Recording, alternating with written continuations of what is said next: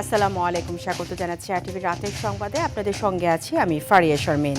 গণতন্ত্র প্রতিষ্ঠায় আপোষহীন সংগ্রামের কারণে বেগম খালেদা জিয়া ইতিহাসে স্থান করে নিয়েছেন। নাগরিক সমাজের স্মরণ সভায় বক্তারা বলেন, কঠিন সময় আদর্শ থেকে বিন্দু পরিমাণও বিচ্যুত হননি তিনি। তার দেখানো পথেই ছেলে তারেক রহমান গণতন্ত্রের পতাকা সমুন্নত রাখবেন বলে প্রত্যাশা বিশিষ্টজনদের। রুদ্র রফিকের রিপোর্ট। দেশের মাটি মানুষই আমার সবকিছু, কাজে আমি দেশের বাইরে যাব না। দেশের মাটি ও মানুষের জন্য যে মহিষী নারী আজীবন সংগ্রাম করে গেলেন তিনি আজ অবিনশ্বর। বেগম খালেদা জিয়ার মহাপ্রয়াণের পর তার প্রতি শ্রদ্ধা জানাতে নাগরিক সমাজের এই মানবিক উদ্যোগ। সংসদ ভবনের দক্ষিণ প্লাজায় আয়োজিত স্মরণ সভায় যোগ দেন সাংবাদিক, লেখক, গবেষক, বিভিন্ন ধর্মের প্রতিনিধি, চিকিৎসক, শিক্ষক, কূটনীতিক সহ বিভিন্ন পেশার মানুষ। স্মরণ সভায় রাজনীতিবিদদের সঙ্গে যোগ দেন বেগম জিয়ার বড় ছেলে বিএনপি চেয়ারম্যান তারেক রহমান সহ জিয়া পরিবারের সদস্যরা। দর্শকের সারিতে বসে তারা বেগম জিয়ার ত্যাগ ও অপরাজেয় সংগ্রামের কথা শোনেন। একজন সাধারণ গৃহবধূ থেকে 3 বারের প্রধানমন্ত্রী হয়েছিলেন বেগম খালেদা জিয়া। পেশাজীবীরা তাদের বক্তব্যে খালেদা জিয়ার এই সংগ্রামী পথচলা শ্রদ্ধা ভরে স্মরণ করেন।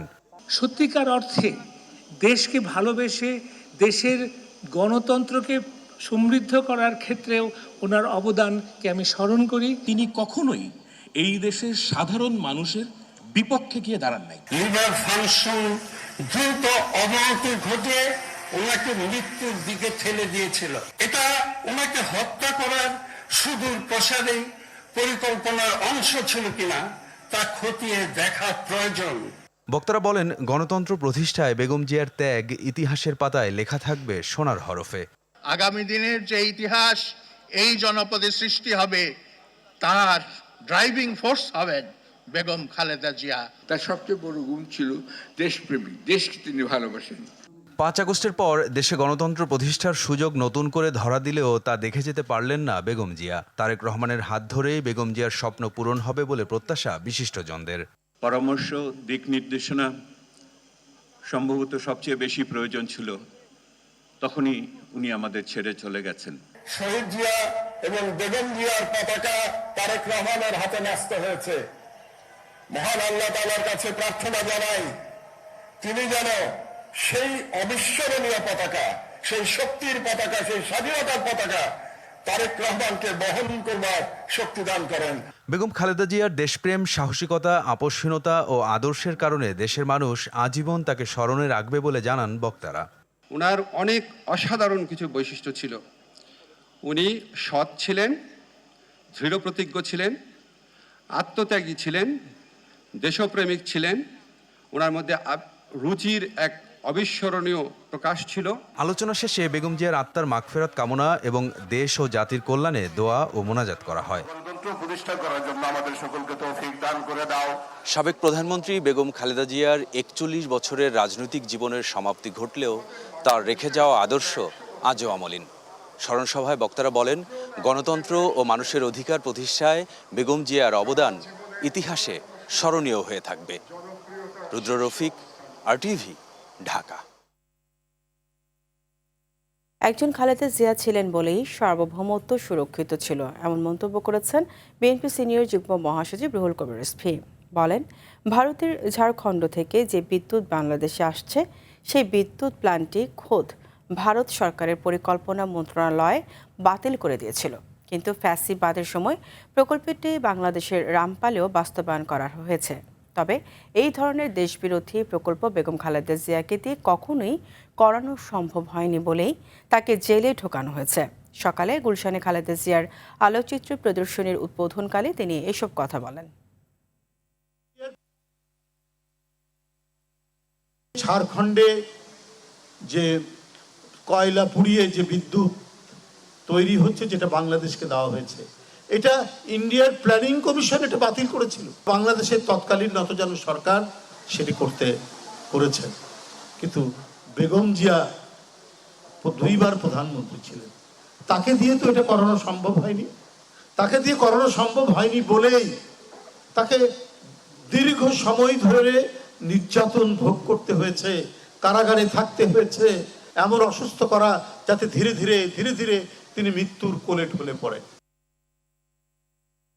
আগামী সংসদ নির্বাচনে প্রশাসনের কেউ যদি জনগণের রায়কে প্রশ্নবিদ্ধ করার চেষ্টা করে তাহলে দেশের মানুষ আবার গণতান্ত্রিক আন্দোলনের নামবে বলে মন্তব্য করেছে বিএনপি। সকালে জাতীয়তাবাদী রিকশা ভ্যান অটো চালক দলের আয়োজনে শহীদ রাষ্ট্রপতি জিয়াউর রহমান ও সাবেক প্রধানমন্ত্রী বেগম খালেদা জিয়ার কবরে শ্রদ্ধা জানিয়ে এসব কথা বলেন বিএনপির জাতীয় নির্বাহী কমিটির যুগ্ম মহাসচিব হাবিবুন নবী খান সোহেল। দেশের মানুষ যখন পরিচ্ছন্ন নির্বাচনের প্রস্তুতি নিচ্ছে তখন একটি গোষ্ঠী নির্বাচন নিয়ে অস্থিরতা তৈরির চেষ্টা করছে বলেও মন্তব্য করেন তিনি।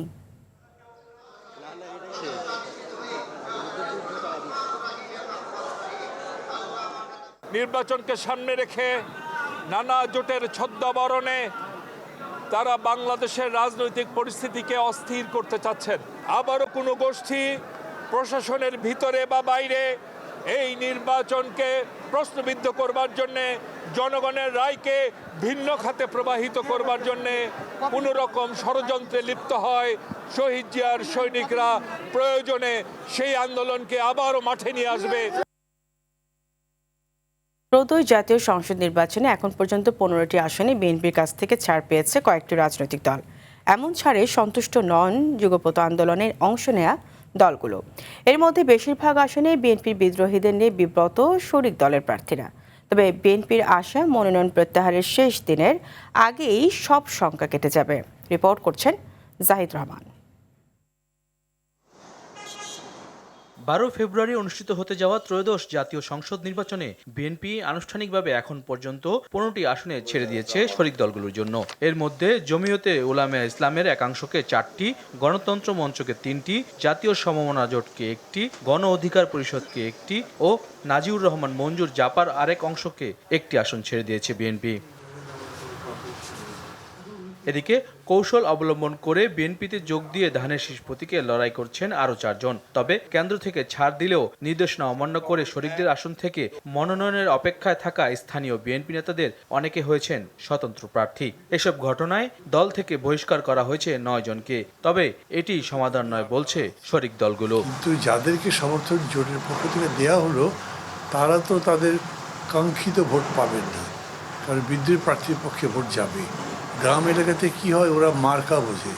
তারা দেখলো যে প্রার্থীকে জোট বলেছে সেটা তো আর তাদের পরিচিত ধানের শীষ মার্কা নাই।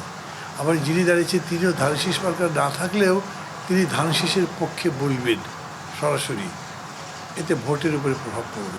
পার্টি যাকে মনে করছে তারটা মানছি না আমি, কিন্তু আমার সমন্বিত সিদ্ধান্তের কাছে সারেন্ডারও করতে হবে। রাজনীতি করতে গেলে করতে হয়। সম্ভাব্য যেসব আসনে শরিকরা জয়লাভ করবেন বা তারা পার্লামেন্টে যাবেন, বিএনপির অভ্যন্তরীণ কোনো সংকটের জন্য কোনো আসনকে ঝুঁকির মধ্যে নেওয়ার কোনো সুযোগ নেই। আমি আশাবাদী যে আগামী কদিনের মধ্যে বিদ্যমান অস্বস্তিকর পরিস্থিতির খানিকটা অবসান ঘটবে এবং অধিকাংশ স্বতন্ত্র প্রার্থীরাই তারা হয় বসে যাবেন অথবা তারা প্রত্যাহার করবেন। প্রত্যাহার করার সময়ের মধ্যেই এমন পরিস্থিতির উন্নতি হবে বলে আশা এই বিএনপি নেতার। জোটের যারা আছে, জোটেরও ম্যাক্সিমাম আমরা চেষ্টা করেছি যতটুকু, যাকে যেখানে দিয়ে দেখছেন জোটের দেওয়ার কারণে অনেক জায়গায় হয়তো আমার দলের অনেকে বিক্ষুব্ধ হয়েছে, কিন্তু তারপরেও সেগুলো দিতে হয়েছে এবং দলের কর্মীরা, নেতারাও সেটা মেনে নিচ্ছে।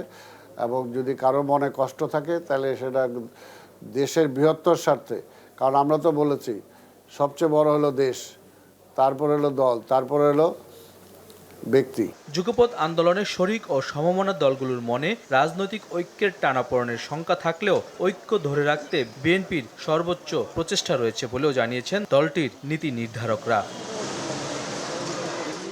জাহিদ রহমান, RTV, ঢাকা।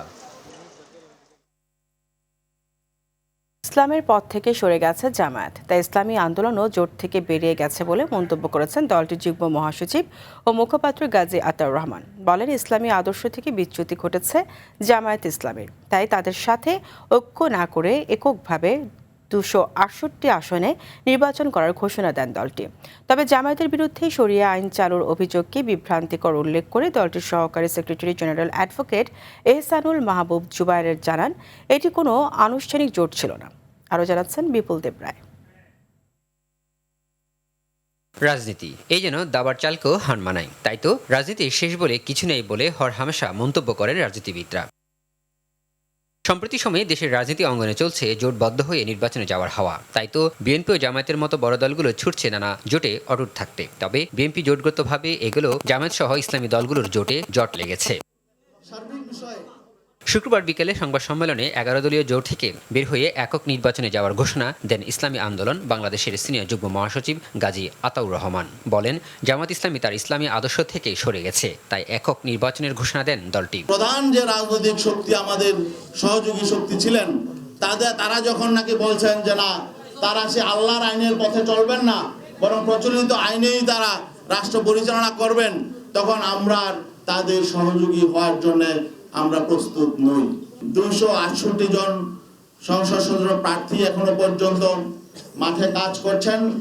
আমরা তাদেরকে নির্দেশনা দিয়ে দিয়েছি, তারা নির্বাচনের প্রতিদ্বন্দ্বিতা করবেন।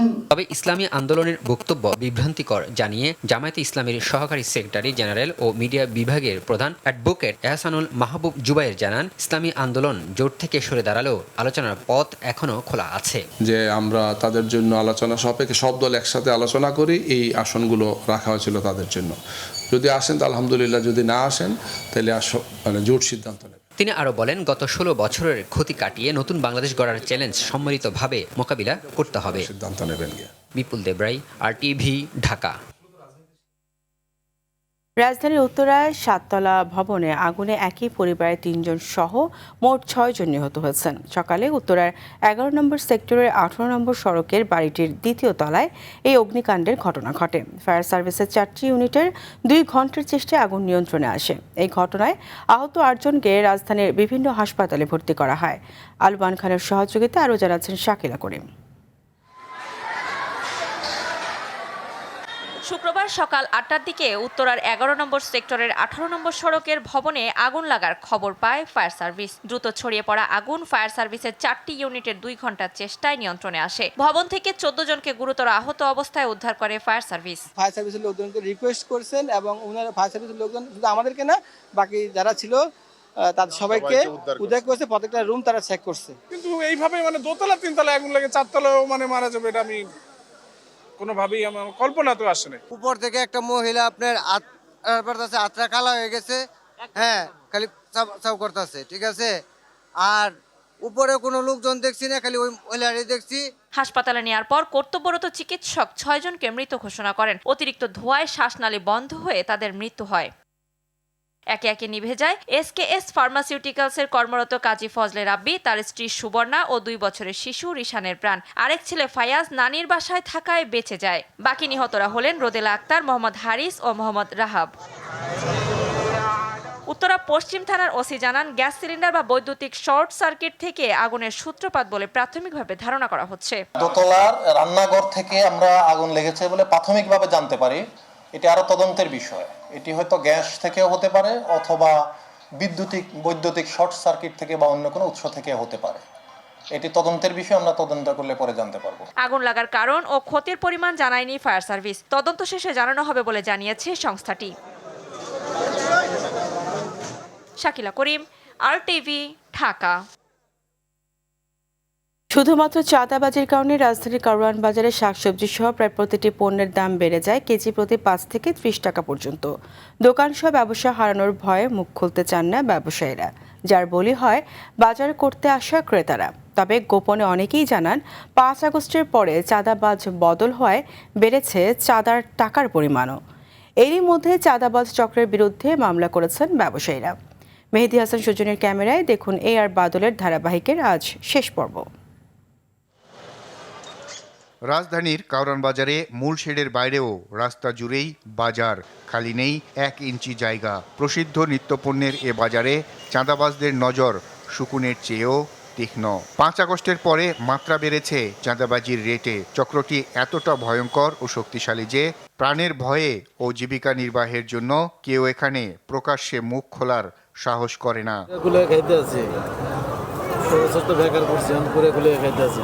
তবে গোপনে অনেকে জানান এরকম 5 থেকে 6টি টুকরি নিয়ে বসে সবজি বা অন্য পণ্য বিক্রি করলে আনুমানিক 5 থেকে 6 ফিট জায়গার জন্য 5 আগস্টের আগে দিতে হতো 4 থেকে 500 টাকা, আর এখন দিতে হয় তারও বেশি। এটা কিনা কত করে? 110। 130, তার মানে কেজিতে 20 টাকা লাভ করতে হবে। এত লাভ করতে হবে কেন?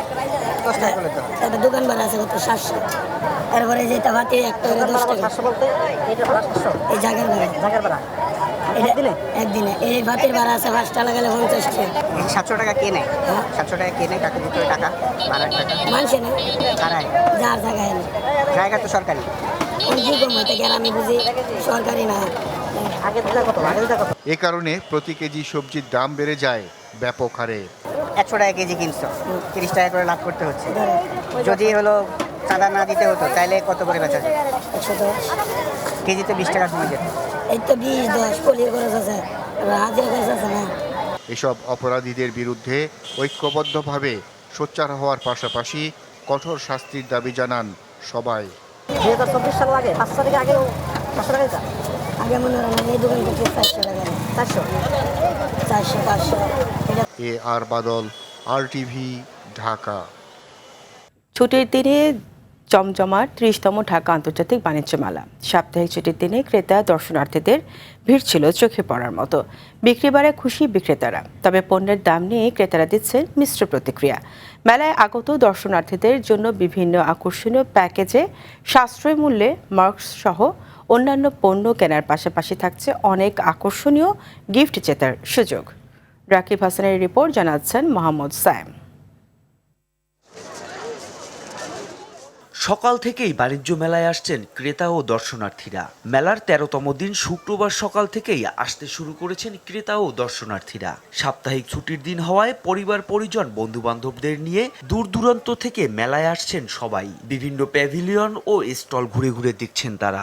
অনেক জিনিস আছে ছোটদের, যেমন আমাদের জন্য টুপি, অনেক রকমের খেলনা। বাইরের দেশের প্রোডাক্টগুলো যেন আমরা এখন বাংলাদেশে পেয়ে যাচ্ছি এই বাণিজ্য মেলার জন্য। আমার ব্যান্ড কিনা হয়েছে, চারও কিনা হয়েছে, এক্সট্রা অনেক কিছু কিনা হয়েছে। ফার্নিচার দেখেছি, তারপর বিভিন্ন রকমের হস্তশিল্প ইত্যাদি দেখেছি। আর এটা আমার জীবনের ফার্স্ট টাইম আসে এখানে। প্রতিবারের মতো এবারের মেলাতেও প্রাধান্য পাচ্ছে দেশি বিদেশি শাড়ি, জামা কাপড়, শাল সহ বিভিন্ন পণ্য। নারীদের বেশিরভাগেরই আকর্ষণ গৃহস্থলী জিনিসের দিকে। এদের কালেকশন কিনলাম, তারপরে এখানে শোরুম থেকে ছেলেদেরকে, বাচ্চাদের আছে টয়স। তুলনামূলকভাবে এখানে দামটা একটু বেশি, বাট কিছু আনকমন প্রোডাক্ট আছে যেটা আপনি অন্য জায়গায় পাবেন না। মেলায় মূল আকর্ষণ ছিল মাস্ক প্যাভিলিয়ন ও অরা প্যাভিলিয়ন। এখানে পাওয়া যাচ্ছে ক্রেতাদের পছন্দের Marks instant full cream milk powder, এর পাশাপাশি Marks milkshake, Marks specialized milk powder, সিল্কন টি এবং আমা কফি সহ বিভিন্ন পণ্য। আমরা আবুল খায়ের কনজিউমার গুডসের পক্ষ থেকে আমরা চেষ্টা করি আমাদের প্রোডাক্টটা ব্যবহার করে তাদের ফিডব্যাকটা কি, সেই ফিডব্যাকটা আমরা মূলত এই মেলার মাধ্যমে তাদের কাছ থেকে নেই। বিক্রেতাদের আশা শেষ সময়ে বাড়বে বেচাকেনা, তবে ছুটির দিনে বিক্রি বাড়ায় খুশি তারা। মোটামুটি আজকের দিনটাই আমাদের মনে হচ্ছে আজকেই মেলাটা উঠছে আর কি, এতদিন খুব স্লো ছিল। আমাদের প্রোডাক্ট দেখে পছন্দ করছে। আমরা তো আসলে জুট ডাইভার্সিফাইড জুট প্রোডাক্ট করি, যার কারণে আমাদের কাস্টমার দেখছে, প্রশংসা করছে, হয়তো এখন কিনছে না, সামনের দিকে হয়তো কিনবে। পূর্বাচলের বাংলাদেশ চায়না ফ্রেন্ডশিপ এক্সিবিশন সেন্টারে আয়োজিত এই বাণিজ্য মেলা চলবে আগামী 31 জানুয়ারি পর্যন্ত। মোহাম্মদ সায়েম, RTV, ঢাকা। ইয়ামাহা ও ACI এর হাত ধরে হাইব্রিড প্রযুক্তির মোটরসাইকেল এখন দেশের বাজারে। অটোমোবাইল জগতে হাইব্রিড প্রযুক্তি সবথেকে বেশি আলোচিত, তবে এই প্রযুক্তিটি গাড়ির ক্ষেত্রে যতটা পরিচিত, মোটরসাইকেলের ক্ষেত্রে ততটাই নতুন। বাংলাদেশের মোটরসাইকেল ইন্ডাস্ট্রিতে নতুন প্রযুক্তির পরিচয় করানোর ক্ষেত্রে ইয়ামাহা ও ACI মোটরস সহ সব সময় অগ্রণী ভূমিকা পালন করে আসছে।